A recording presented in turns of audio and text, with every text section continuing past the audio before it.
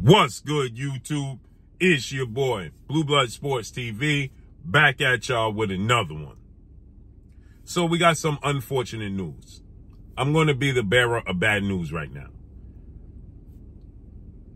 You're not going to get a mega fight between Devin the Dream Haney and Gervonta Tank Davis. Devin Haney is an undefeated two-division world champion, former undisputed lightweight world champion, now reigning WBC junior welterweight world champion, superstar boxer, who is 31 wins, no loss, no draw, 15 wins by way of knockout. He is 25 years of age, 5'9" with a 72-inch arm reach. Gervonta Tank Davis is an undefeated three-division world champion. Gervonta Tank Davis is widely acknowledged and recognized as one of the faces of the sport of boxing, if not the face of the sport of boxing. He's a superstar in the sport of boxing. He's a 5-time world champion. He's 29 wins, no loss, no draw, 27 big wins by way of knockout, 29 years of age, 5'5" with a 67-inch arm reach. With that said, Devin Haney put on a dazzling performance, the worst thing he could have done as far as making this fight happen, okay? The worst thing that could have happened was he put on that dazzling performance. This past Saturday, San Francisco, California, and the Chase Center where the Golden State Warriors play. He took on and defeated two-time WBC junior welterweight world champion superstar boxer Regis the Rougarou Prograis, who came into the fight 29 wins, 1 loss, no draws, 24 wins by way of knockout, 35 years of age, 5'8" with a 68-inch arm reach. This was supposed to be a tough fight for Devin Haney. Regis Prograis is very durable, in shape, a southpaw that has power, that's rough, rugged, and sturdy. And Devin Haney was known to be, or labeled, should I say, as chinny, with non-punching power, and is cherry picking, right? And Devin Haney proved all of those doubts wrong. He cleaned up all of those labels. He removed all of those labels. He dropped Regis Prograis in the 3rd round, staggered him in the 6th round, then hurt him in the 8th round. Won a unanimous decision. He got hit less than anybody in a 12-round championship fight in the boxing history, with Regis Prograis only landing 38 punches. Regis Prograis did land a left hook to the body, left hook upstairs, and it had no effect on Devin Haney. And that's the worst thing that could have happened as far as making this mega super fight happen. Because now Gervonta Tank Davis, who's a 3-division champion, who fought at 140 pounds. This was Devin Haney's debut at 140. Devin Haney took on and defeated Regis Prograis in his first fight at 140. Gervonta Tank Davis took on and defeated Mario Barrios, who was the WBA regular champion, who was actually bigger than Devin Haney. Okay, Mario Barrios is actually a bigger guy than Devin Haney. 5'10.5", 5'11". But they put a rehydration clause on Mario Barrios. Okay, Mario Barrios was only allowed to weigh 10 pounds the night of the fight. They put a rehydration clause on him for Tank Davis. Now, since that victory, everybody's starting to talk about now the actual weigh-ins for Tank Davis, for Devin Haney and Regis came out that Devin Haney weighed 165 pounds. Regis weighed 157 pounds. So Devin Haney, 58 pounds. Devin Haney, excuse me. Devin Haney, excuse me again. Devin Haney outweighed Regis Prograis by 6-7 pounds. He was a bigger guy, rehydrated, 20 pounds, 25 pounds for the fight. And now Tank Davis himself is saying that the Snac program that Devin Haney's a part of with Victor Conte, that needs to go away, right? The fact that he's with the Snac program, Victor Conte's got caught cheating, alluding to Devin Haney possibly cheating, right? And now you have the boxing world talking about how much bigger than Tank Davis Devin Haney is. But here's the thing. Devin Haney was labeled by Gervonta Tank Davis himself as a middleweight that can't punch himself out of a wet paper bag, has no chin, and is not a draw. Well, he answered all those questions and removed all those labels. And now Tank Davis himself is talking about Devin Haney's size and the Snac program. The fans are talking about Devin Haney size. Tank Davis team's talking about Devin Haney size. But he can't punch. But the myth that goes around in circles throughout the sport of boxing is that Gervonta Tank Davis in sparring with headgear on and big gloves is knocking out heavyweights. He's knocking out heavyweights. And the last time I checked in the sport of boxing, we talk about skills pay the bills.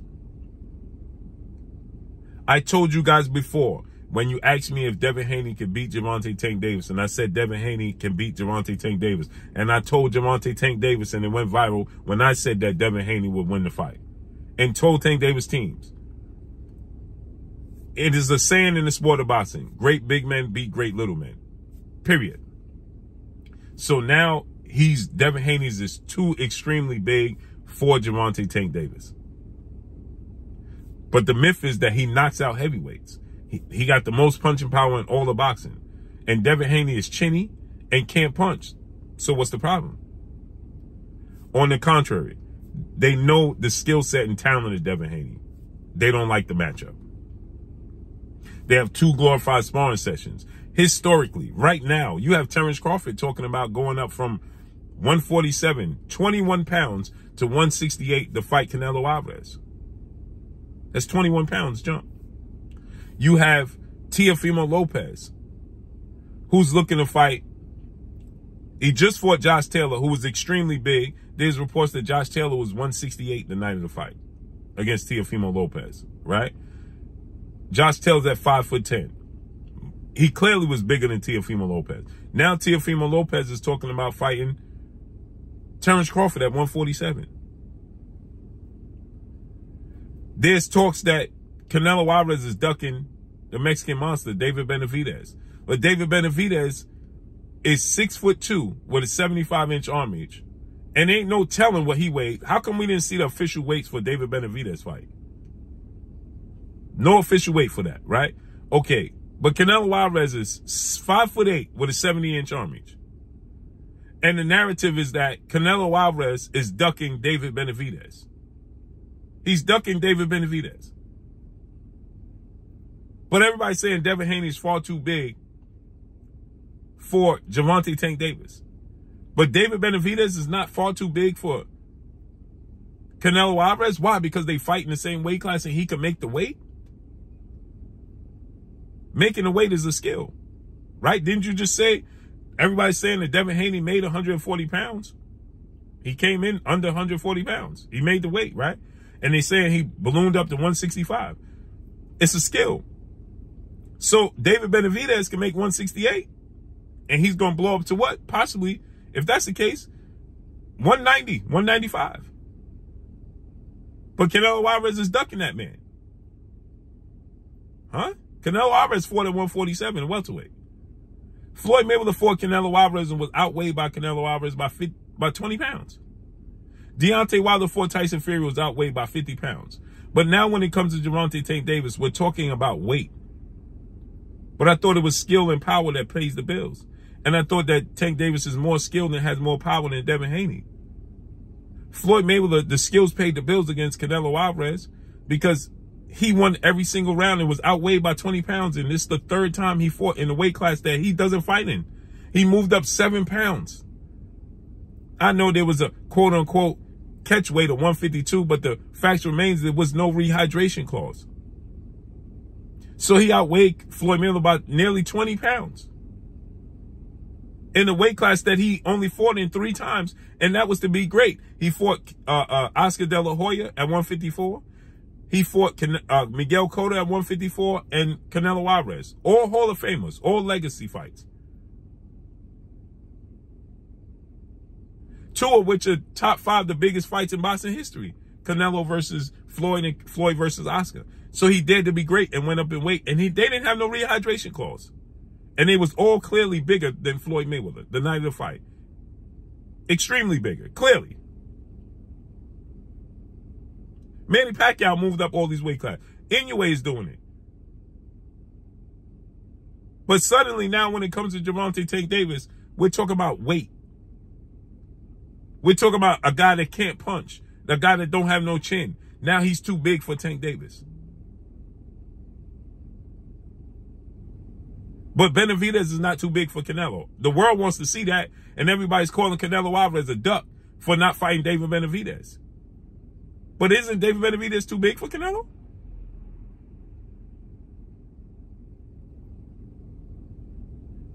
People are calling Terrence Crawford great and daring to be great, and people want to see the Terrence Crawford-Canelo Alvarez fight, but isn't he too big? Jermell Charlo just jumped up from 154 to 168 to challenge Canelo Alvarez, and everybody said, well, after the fight, he lost. He jumped up 14 pounds, no rehydration clause. He lost, and everybody said he ain't come to fight. He laid an egg. But he was daring to be great, wasn't he? 14 pounds. Oh, that's right, because Jermell Charlo is taller with a longer arm reach. But the day of the fight, everybody said, well, height and arm reach don't really matter. It's about the mass. Right? Okay. So I'm confused. And the thing is, Jermell Charlo ain't never fight at 168. Roy Jones jumped up to heavyweight and won the title. He ain't never fight at heavyweight. Deontay Wilder fought Tyson Fury. Nobody gives him a pass. Everybody talks about he lacks skills. But he fought a guy 2 inches taller, 2-inch arm reach, and 50 pounds heavier than him in Tyson Fury. And everybody said, well, it's just the skills. Deontay Wilder ain't got no skills. But he dropped Tyson Fury 4 times. And arguably knocked him out in the first fight and in the third fight. And I know y'all gonna say, but that's heavyweight. So they don't count as human beings then. So because I'm a heavyweight, you can be 50 pounds heavier than me and it don't count. Because I'm a heavyweight myself. Make it make sense. Because Tank Davis had fought at junior welterweight and beat Mario Barrios, who's bigger than Devin Haney. But that's right, he had a rehydration clause on him. This fight is not going to happen, unfortunately. The fans have ruined this fight. The excuses have ruined this fight. And now it's absolutely pointless for Devin Haney to fight Gervonta Tank Davis, because if he wins, he's going to get zero credit for beating Gervonta Tank Davis now. Because if he fights and beats Gervonta Tank Davis, everybody's going to say, well, he was weight bullying, he was too big. The excuses are going to go out the window. Tank Davis couldn't have no effect with his punching power on Devin Haney because Devin Haney rehydrated too big. It's absolutely pointless, and at this point in time, Devin Haney should just move on from the Tank Davis saga. Point blank and period. Just move on from it. It's over. It's over. Let it be what it's going to be. And people are going to say Devin Haney duck. Just let it be what it's going to be. It's pointless at this point in time. And now Tank Davis is saying Snac program needs to be. Now we're talking about the Snac program. But we're not talking about the Snac program with fighters like Demetrius Andrade, who was on the Snac program, just got knocked out in the 6th round by David Benavidez, who's not on the Snac program. Caleb Plant got knocked out by Canelo Alvarez in the 11th round. Canelo Alvarez is not on the Snac program. Caleb Plant is. Mikey Garcia lost to Sandor Martin. He's on the Snac program, and he lost to Sandor Martin, shockingly. So when you're on the Snac program and you win, then it needs to be an investigation. Like Terrence Crawford on the Snac program, when he beat Errol Spence, now he needs to be investigated. But when you're on the Snac program and you lose, nobody talks about the Snac program. Make it make sense. This fight has been ruined. It's over. And it's never going to happen, and it should not happen now. At this point in time, they need to go their separate ways and go their separate careers. Point blank and period. And that's all I got for y'all. Make sure you hit the like button. Drop a comment in the comment section. Let me know what y'all think. Y'all already know what it is. It's your boy Blue, Blue Blood Sports TV. Hate, like, comment, and subscribe. You haven't subscribed, hit the subscribe button, hit the like button, hit the bell icon to get all the new notifications. Follow me on Instagram at Blue Blood Sports TV, all one word. So all I got. One more thing. I got to say this too as well. Andre S.O.G. Ward went up from 168, 7 pounds north, to light heavyweight to fight the biggest puncher, the biggest guy, a guy that's bigger than him, a bigger puncher, in Sergey Crusher Kovalev, who was knocking everybody out. He went up there, fought the first fight. It ended with controversy, quote unquote. Andre Ward won the decision but got dropped in the fight. Second fight, he stopped Sergey Kovalev in Kovalev's weight class, 7 pound, no rehydration clause. Make it make sense. And Andre Ward is not a big puncher. Kovalev was the big puncher. He was the boogeyman. make it make sense. That's all I got for y'all, man. Make sure you hit the like button. Drop a comment in the comment section. Let me know what y'all think. Y'all already know what it is. It's your boy Blue Blood Sports TV. Hate, like, comment, and subscribe. You haven't subscribed, hit the subscribe button, hit the like button, hit the bell icon to get all the new notifications. Follow me on Instagram at Blue Blood Sports TV, all one word. So all I got for y'all. I'm gone. Peace.